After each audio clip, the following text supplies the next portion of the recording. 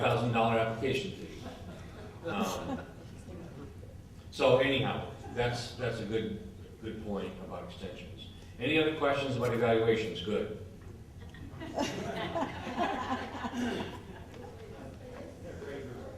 All right, any other questions?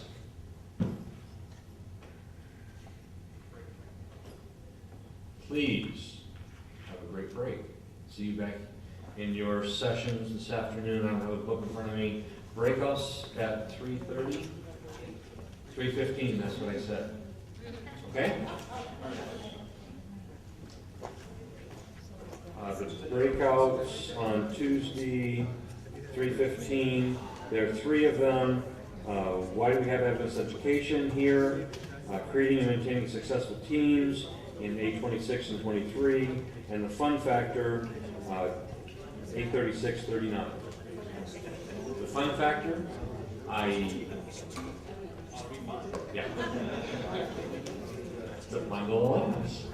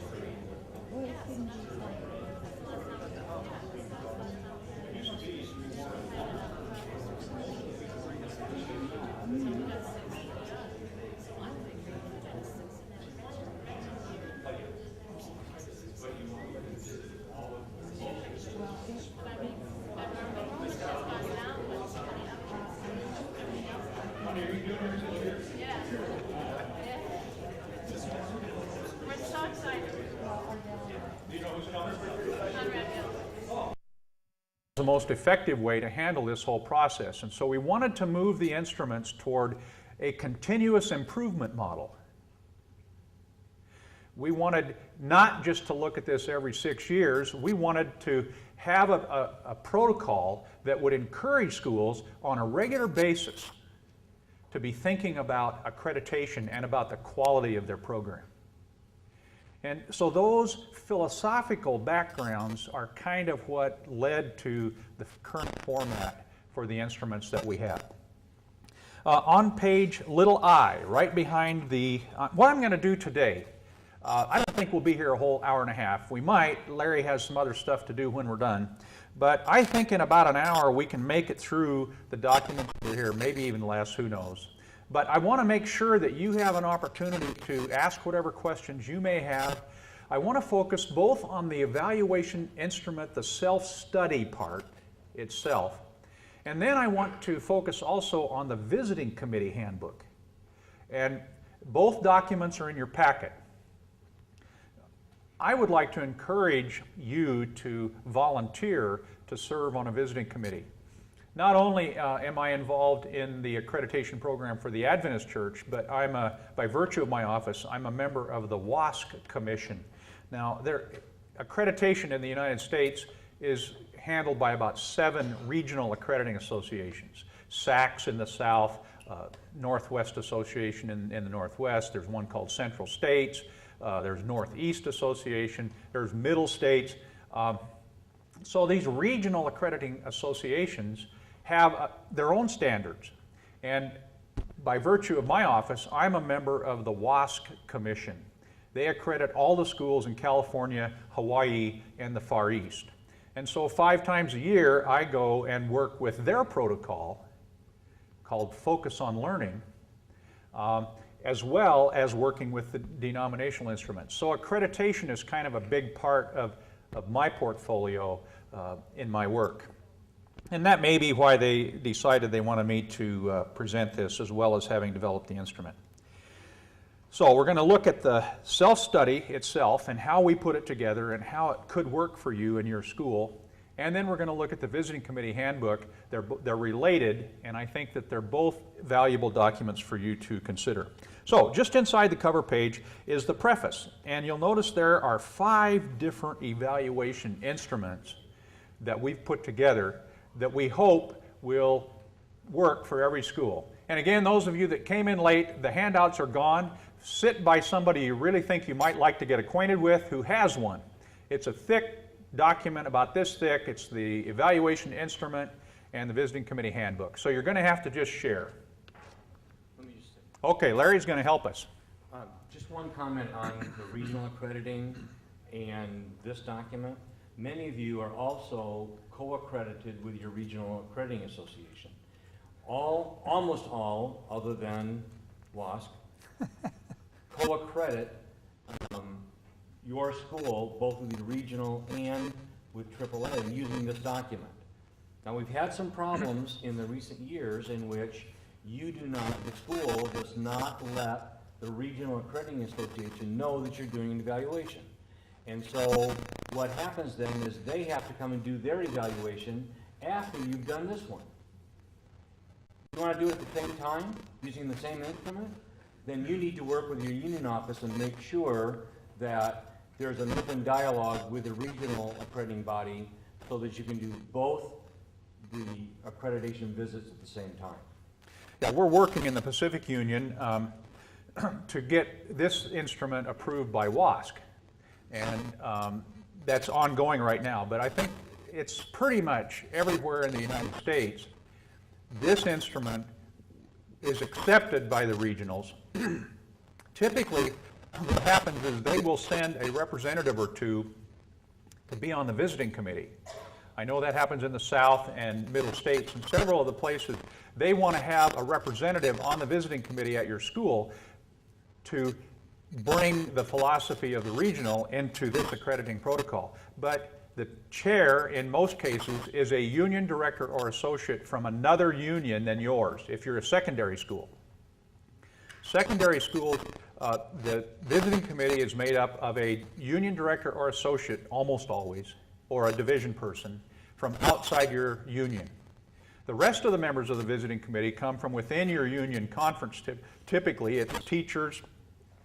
We try to get a committee together that will represent all the different, or most of the different genres or subject areas that are taught. So there typically be a liberal arts person, a science person, a math person, an administrator, various people that would make up a visiting committee, but the chair is always someone from outside your union territory. So we have these 5 instruments. There's a small schools instrument, and Larry will speak more about that a little later. We tried to really pare that small schools instrument down when we worked in 2004. What we've heard from the field is that it's still too long. There's too much. The problem is that we maintain in our system that students in the smallest of our schools get the same curriculum as students in the biggest one. We believe that about our system. We've created multi-grade curriculum and delivery methods so that the student in the smallest one-teacher school gets the same education as the one in the largest at Loma Linda Academy with several thousand students. And so to put a document together that will evaluate that program, even at the smallest school, needs to be fairly comprehensive at the elementary level. We cut it about in half, as I recall, from the regular document. And it is a daunting task for a small school head teacher to try and do this whole instrument themselves. I would suggest, though, that in those small schools that the conference office needs to assist them with this. And that they often, that small school head teacher gets the feeling that they're the Lone Ranger and they need to do it all themselves. And I don't think that's even the case in a small school. There's typically a volunteer or two, a board chair, someone else that could take some of the load of putting this self-study together.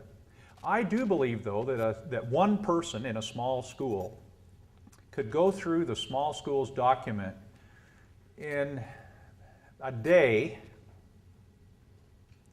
and then follow up for another half a day or maybe 2 half days and complete this.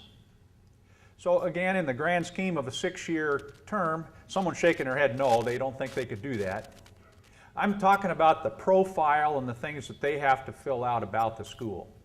There are committees that need to meet and that sort of thing, and that's going to take some extra time. And yeah, it takes everybody that extra time. And again, to make it something that is valuable, rather than just, well, let's just fill in a few blanks and we'll be done with this and go on with what we're really doing, we want this to be central to what we do. So yes, it is an exercise that will take some time. But let's continue. What I did was prepare the K-12 document. That's the one that's the most comprehensive. It covers kindergarten through grade 12, and that's the one I chose to print. Again, all the instruments are on the North American Division website. You can download them and look at them, copy them off, whatever. But there's a small schools, there's a K-8 for schools with more than 4 teachers. There's a K-10 for junior academies, a K-12, and a 9-12 edition. So as we get into the self-study document itself, and this one that I printed today, you'll see elementary sections, you'll see K-12 sections, you'll see 9-12 sections. So that's what makes it so thick, is we've had to cover all the various grade levels that are possible for a K-12 school. All right, let's see. The next tab I have here is over on page little v, and I've tabbed mine here. The rationale for this whole thing. We believe that the accreditation process has 3 stages. The self-study, where you and your school family go over your program and make a self-evaluation. And then a visiting team comes. And then the third step, which often we say we're done and don't do, is the follow-up section. And that's what we've tried to move this document more toward that follow-up section. What happens after the visiting committee leaves? And so that'll be a focus that you'll hear more of in this presentation. We have the criteria for accreditation. There are 10 of those, and those become the standards. You can see those on little v1 and little v2. Then there's a bunch of stuff on the accreditation process. I would draw your attention to little ix. At the top it says Accrediting Process Coordinating Committee. This is the key committee in a self-study, is the coordinating committee. And it's composed of the principal. And I can't stress enough, we've gone to some schools where the principal said, this accreditation stuff, I'm going to refer that to the curriculum committee. Let them do this. And they really disassociate themselves from this whole process. And that does not serve the school well. So I would say that as a principal, you need to lead the coordinating committee through this process. You don't have to do all the work yourself, but be the leader that goes through this process. And then representatives from the study committees and the school board. It's not as big a deal in our accrediting protocol as it is in the regionals, but stakeholders are a big deal. The visiting committee will want to know that not just 3 people in an isolated room sat down and put this report together. And you can tell, I'll guarantee you, I've done enough of these, chaired enough of these visiting committees that you can tell if one person did the work, or 2. And so it's important to involve the whole school family in this self-study process. Parents, board members, faculty, staff, students. And there are provisions for all these people to be involved. Typically, the coordinating committee is made up of the principal and these representatives from the study committees. Each study committee has about 3 to 5 members we recommend. They coordinate and monitor the self-study process. These are things that the coordinating committee does. They appoint these study committees, identify and build consensus around school-wide areas needing improvement. Now, one thing that happens a lot in a self-study is you'll have a really energetic, determined faculty member in one subject area. And that person has a list of requests about this long and will often want to boss you through this process.